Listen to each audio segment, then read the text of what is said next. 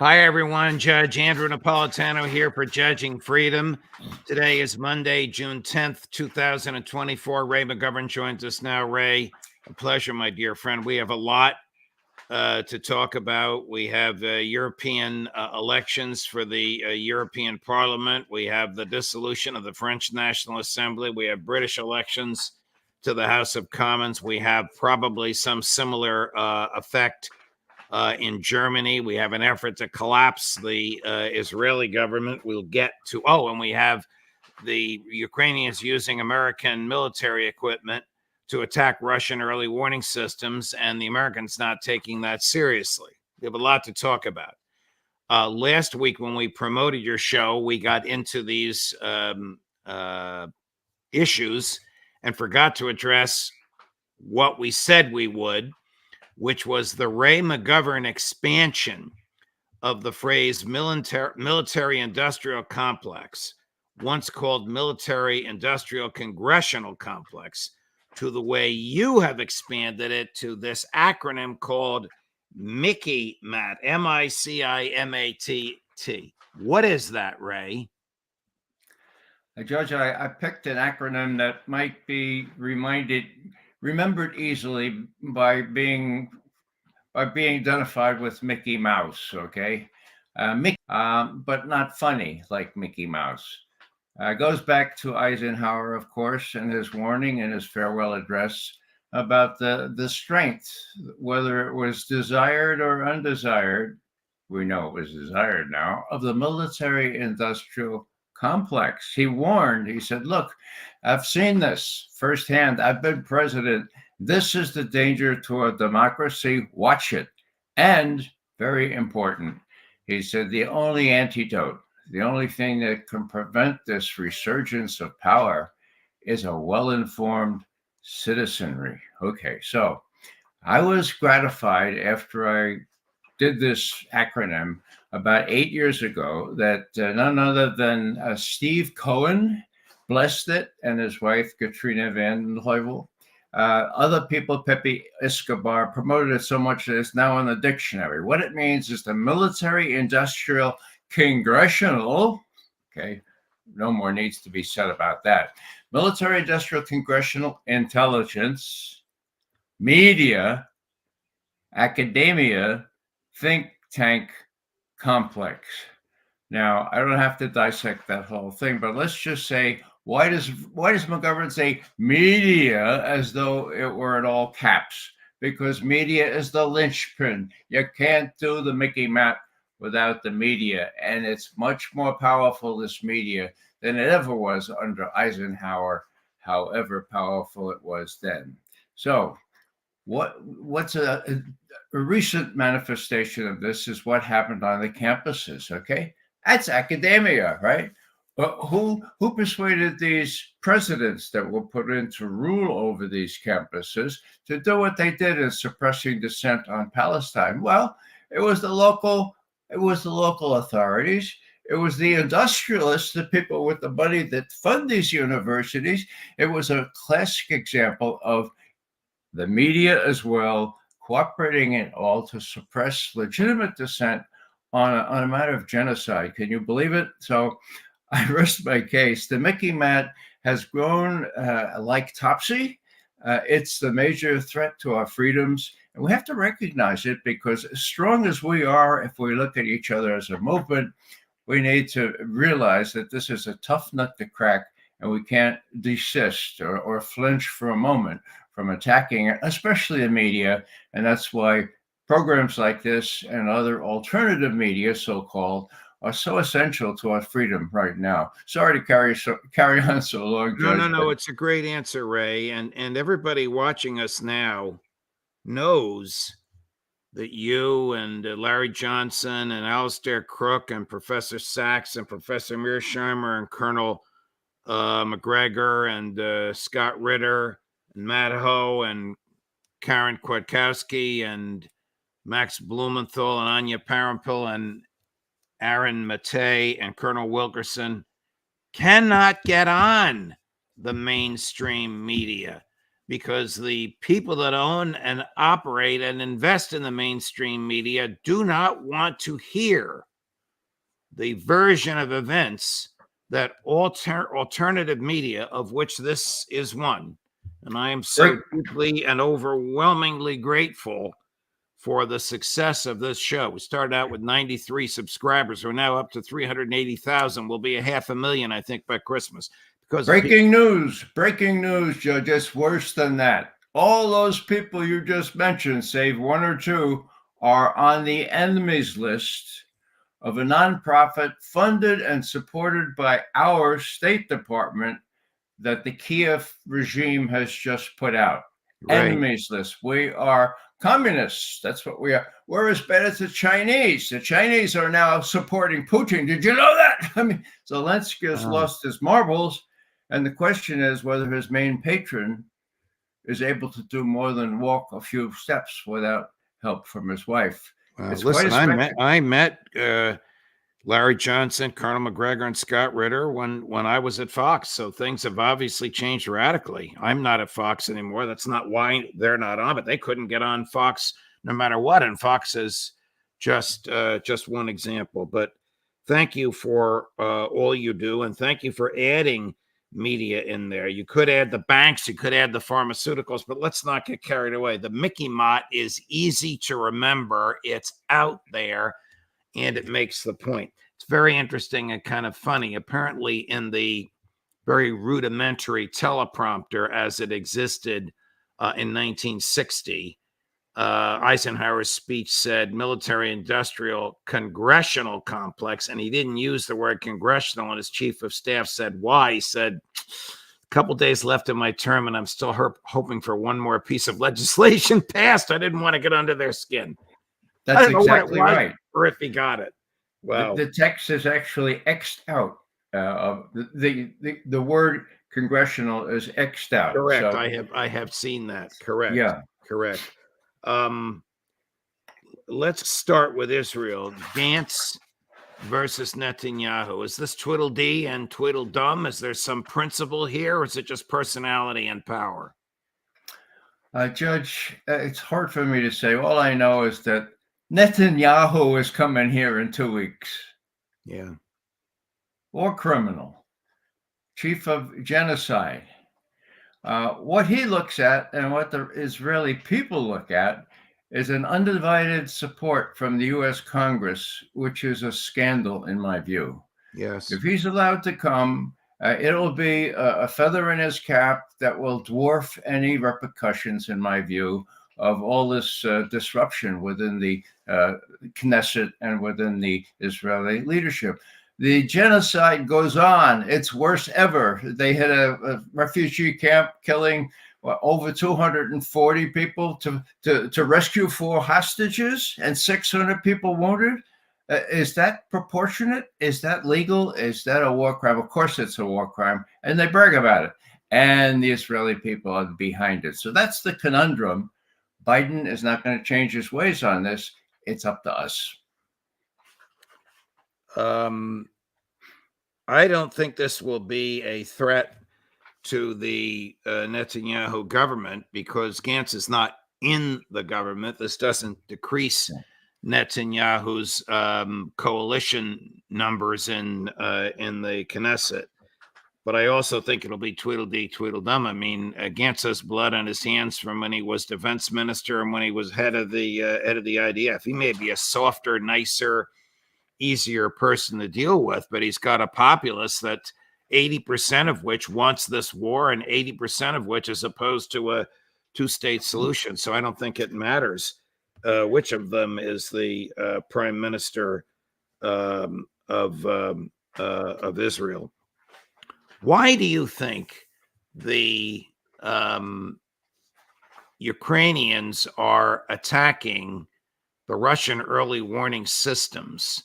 I mean, this is of no military benefit to reducing the advance of the Russian military westward. All this is likely to do, in my view, is to produce a strong, very strong reaction on the part of the Kremlin. You asked the right question, Judge. Why would they do this? Well, the question is who they is. Putin himself has made explicitly clear that the Ukrainians can't do these kinds of things all by themselves with the kind of missiles that we provide. Now, how about these drones that took out these early warning, or didn't take them out, targeted not 2 but 3 of these early warning sites? These are strategic early warning sites against the possibility of a strategic attack on Russia. Okay, so that's a strategic nuclear threat. Okay, now why would they do that? Well, they couldn't do it in the Kremlin's view without a blessing, a kind of sotto voce say, well, we have given it a try because we want to show the Russians. We want to show the Russians that we know how vulnerable they are. They only have 10 such early warning sites. We're going to target 3 of them, just kind of the 3 that don't really matter. And they're focused on the Mediterranean and India and so forth. Just to let them know, look, we can take out the rest of them too. Okay, that's how I read it. Now, it doesn't matter how McGovern reads it. It matters how the military around Putin read it. I think they read it that way. And that's why you got this extremely strong reaction from Putin saying, look, we're gonna retaliate. We have to retaliate. And he mentions nuclear. And he also says, well, first we'll do asymmetrical things. And they say, no, it'll be symmetrical. Now, witness the fact that part of the Russian fleet is on its way to the Caribbean. Now, is that asymmetrical? No, I would say that's very symmetrical to what happened 62 years ago during the Cuban Missile Crisis.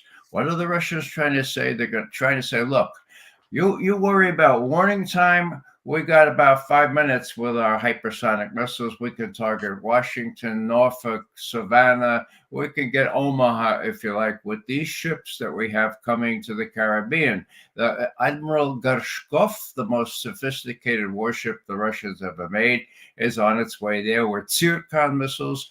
Or we're not sure, of course, but they're capable of having them. It wouldn't be worth sending there without this kind of nuclear capability, just as the missiles that Khrushchev sent to Cuba back in '62 made no sense at all without their nuclear tips, and they were nuclear tipped. So what do we have here? We have a face-off, okay? And Putin, in a very uncharacteristic way, is pushing the envelope and saying, look, we said asymmetrical. Well, that could be Syria, it could be the Houthis, for God's sake, but there's also this symmetrical, and they changed the adjective, okay? And the symmetrical, of course, is in spades the Cuban experience of just 62 years ago. God help us if the people in the White House take this or flick it off as is not really important, just bluffing. It's not just bluffing, because the Russians are concerned that their early warning capability to warn against the U.S. nuclear strike has been diminished or could be diminished if these things keep happening. And these things can keep happening if the U.S. doesn't tell Zelensky, look, the jig is up, forget about it. We're not gonna bait the Russian bear any longer. We're going to take a break. When we come back, we'll play to raise blood pressure, Jake Sullivan, on just how flippant and irresponsible the American response is to all of this. But first, this. You all know that I am a paid spokesperson for Lear Capital, but I'm also a customer, a very satisfied customer. About a year ago, I bought gold, and it's now increased in value 23%. So $100 invested in gold a year ago is now worth $123. If you have $100 in the bank, it still shows $100, but $100 in the bank is now worth 24% less. Inflation has reduced all of your savings, all of your buying power, and mine, by 24%. And gold is largely immune from that. If you want to learn how gold will soon hit $3,200 an ounce, call Lear Capital, 800-511-4620, or go to LearJudgeSnap.com. Get your free gold report Same experts who predicted the 23% rise that I've enjoyed have predicted this $3,200 an ounce gold. Learn about how to transfer this to an IRA. Protect your savings. 800-511-4620, LearJudgeSnap.com. Tell them the judge sent you. Here's a clip from Jacob Sullivan yesterday. It's a beautiful backdrop. He's in a Paris building with the Eiffel Tower behind him, answering a question about why President Biden authorized the use of American military equipment to attack inside Russia. Cut number 4. From the president's perspective, this was common sense. What was happening up around Kharkiv, which was new just in the last couple of months, was a Russian offensive where they were moving from one side of the border directly to the other side of the border. And it simply didn't make sense not to allow the Ukrainians to fire across that border to hit Russian guns and emplacements that were firing at the Ukrainians. So the president authorized that. The Ukrainians have carried out that authorization on the battlefield. And one thing I will point out is that the momentum of that operation in Kharkiv has stalled out. Now, Kharkiv is still under threat, but the Russians have not been able to make material progress on the ground in recent days in that area. And the United States will continue to support Ukraine in holding the line and pushing back against the aggressing Russian forces. Now, Ritter describes this equipment as requiring top secret codes from either drones or satellites, and that only a person with a top secret security clearance can access those codes. Stated differently, it is impossible to fire this equipment without the interaction of American personnel. Now, I don't know if they're in the U.S., since so much this is digital, or if they're actually in Ukraine. We know there are American personnel in Ukraine. With that as a little bit of background, does Sullivan make any sense to you? And does he not take seriously these consequences? Will he not take seriously Russian nuclear-tipped missiles in Cuba? Well, near Cuba. This time they can't be interdicted by a blockade or anything like that, which is a big difference. So, with respect to Sullivan, he's informing the president, but in my view, Sullivan and Blinken are making the decisions. Okay, now there's precedent for that. That goes back to when President Biden made an undertaking to President Putin not to put what they call offensive strike missiles in Ukraine. He did that because Putin insisted on talking to him on the 30th of December 2021. It's in the readout, okay? Mr. Biden said the U.S. has no intention of putting offensive strike missiles in Ukraine. Double cross. Guess what happened? Just 6 weeks later, Lavrov raised that with Blinken, and Blinken, no. We have the right to put offensive missiles in Ukraine, and we have right to make Ukraine a member of NATO. Don't pay any attention to that. We're going to do what we want to do. There was no promise, and maybe we'll talk about limiting the number of offensive strike missiles in Ukraine, but they're going to go in there, okay? So what am I saying here? I'm saying that Sullivan and Blinken make the decisions. They made them as early as December 2021, January 2022, and it's in Sullivan's briefing of the press right after it. He was asked, what undertakings were made here? And Sullivan says, well, I'm sure you're going to draw your own conclusions from the readout, but, quote, there were certainly no declarations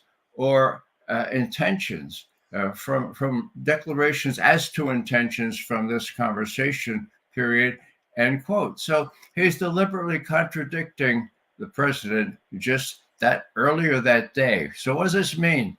This means Sullivan wasn't there. Biden was in Delaware. He was alone. There was no Blinken or Sullivan to hold his hand. And when Putin said, look, it would really help if you would just forswear the notion that you're going to put offensive strike missiles like Khrushchev did in Cuba, in Ukraine. And Biden apparently said, oh, it makes sense to me. Okay, all right. And that's in the readout. So what I'm saying here is you've got a non-compos mentis president being ruled by people with very nice polished and high heel shoes, okay, but don't know a thing about the world and think they can work their will against Russia. And they're in for a comeuppance because with the way things are heading here, even the alliance is falling apart. You have lame ducks are going to appear later in Italy, just less than a week from now at the G7. You've got the NATO summit coming in Washington. I think things have been falling apart very quickly. And the peace summit, so-called, in Switzerland on the 15th and 16th is going to be a charade. I understand this is apocryphal now. I understand that Jerry Seinfeld is going to show up there because they need another comedian, and Kamala Harris isn't up to it. Here's someone who does understand what's going on at the St. Petersburg Economic Conference late last week. Cut number 3. The use of nuclear weapons is possible in the event of an exceptional threat to the sovereignty and territorial integrity of our country. In exceptional cases, I don't think this is such a case right now. There is no necessity for that. A statesman who understands what he's talking about, before you even respond, more nonsense from Jake Sullivan, cut number 5. Have you seen evidence that Russia, China, North Korea, and Iran are sharing nuclear technology at this point? We are concerned about cooperation among the countries you just mentioned, and we're concerned about the advancing nuclear arsenals of countries like China and Russia, as well as North Korea. This is something that we are focused on, we are looking hard at, and we will consult with our allies and partners on the best way forward to ensure a safe, reliable, and credible nuclear deterrent by the United States. What's your take on this? Well, this is really interesting, Judge, because Sullivan was asked a very particular question, a very specific question on this issue way back just 10 months ago, okay? Ted Postal had posted under the ISS think tank aegis an article that said, look, the Russian early warning system is not working correctly, and we need to take that into account because they can't see without several minutes delay whether incoming is coming toward Moscow. Okay, now that was put out by this very prestigious think tank. Okay, now what happened? Well, Sullivan was asked at a perfect, what about that? And what he said was, oh, wait a second, this doesn't really amount to anything. We have it under advisement. Our intelligence people are looking at it. What was the issue? This is the issue. Get this. The Russians, Putin, had given North Korea a very, very sophisticated missile. Not their most sophisticated, but next to the most sophisticated. It's called a Topol-M in Russia. It has the capability of hitting every inch of the United States, and worse still, has all kinds of decoys and other ways to avoid detection and response, and is mobile. What does mobile mean? That means it's solid fuel, okay? That means that you can't find it. You put it in a forest somewhere and you whip it out and you shoot it. Now, why would Putin give North Korea that sophisticated kind of weapon? Well, I'm surprised that he did, but he did. And you can't just deny it. What you have to say is that things are really so complicated, so labile, as the Germans say, that the Russians are actually arming the North Koreans in a way that surprised the hell out of me and many others. And will the North Koreans act responsibly? Well, we can hope, but I'm surprised that they have this capability. Bottom line here, 10 months ago, right? Sullivan has never gotten back to us on what that means. It's real. What it means is that U.S. policy has provoked the Russians, and specifically Putin, into such extent that they're arming not only they're arming North Korea as well as arming themselves to the teeth, and now doing a Cuban 2.0, sending offensive strike missiles into the Mediterranean. This time, I hope there will be no quarantine, which of course is a blockade, which of course is illegal. But you said Mediterranean. You meant I mean the Caribbean. Right. Yeah. Do you think, before we go, the State Department, the White House, the Defense Department take this seriously? You know, Judge, I think they have kind of a decided mindset on this, that the Russians can't be serious. I mean, as the president said in one of his recent interviews with CNN, he said, "Look, we're the United States of America. I mean, the most powerful country in the history of the world. Now, that's no longer the case, but Biden still thinks so. He clearly does. And Sullivan and Blinken play on that misperception. Why? They have a personal stake in all this. The election will be lost if Ukraine is lost, and if the new fellow who comes in, as I've said before, is as vindictive as we believe he may be, these guys will end up in jail because the courts and other testimony, emails, and everything has the goods on these guys. So there's a personal premium from these courtiers of Biden, not to impress upon him the real truth and the danger of this thing, but to say, well, yeah, we can handle this. So now don't worry about what the Russians are doing. Oh, these ships going to Cuba. Well, we'll see.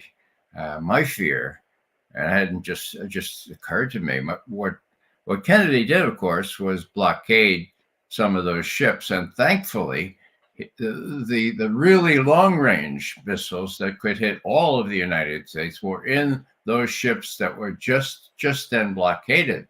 Now, would Blinken and Sullivan say to the president, look, we know what John Kennedy did. We ought to blockade those people.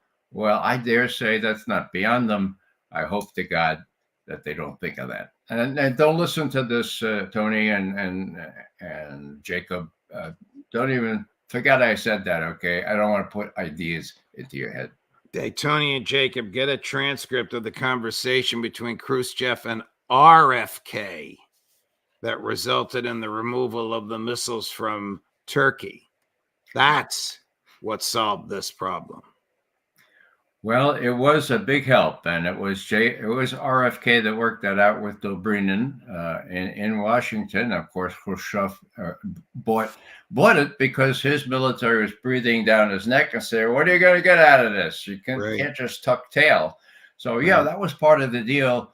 But JFK insisted that no, we won't announce that. What we say is we agree not to invade Cuba. You agree to remove your missiles, and that was the ostensible agreement, supplemented, as you say, by the commitment to withdraw those missiles we didn't need anymore in Turkey. Now, in those days, gentlemen's agreements meant something, okay? Khrushchev trusted Kennedy. Did he deliver on that? Quietly, 3 or 4 months later, he did deliver.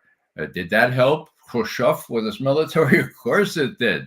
So we were spared in those days. We had some reasonable people, some people who had some perspective on what it would mean if we incinerated the world. So let's just hope and pray that somehow these new leaders, so to speak, get religion, or at least get some insight into the terrible consequences of their feeling of impunity, their feeling of exceptionalism, which allows them to do all manner of things, to include facing the Russians, the Chinese, the Iranians, the whole world down. It ain't going to work anymore. The sooner they realize that, the better. Thank you, Ray McGovern. Great, great analysis, my dear friend. Thank you for Mickey Mott. Seems like a couple of hours ago, but great analysis, and a huge and much appreciated audience, my dear friend. All the best. You're most welcome. Well, we'll see you Friday for the roundtable with Larry, with a quieter background this time. Hopefully. Yes. Thank you. Coming up, the aforestated Larry Johnson at 11 o'clock Eastern this morning.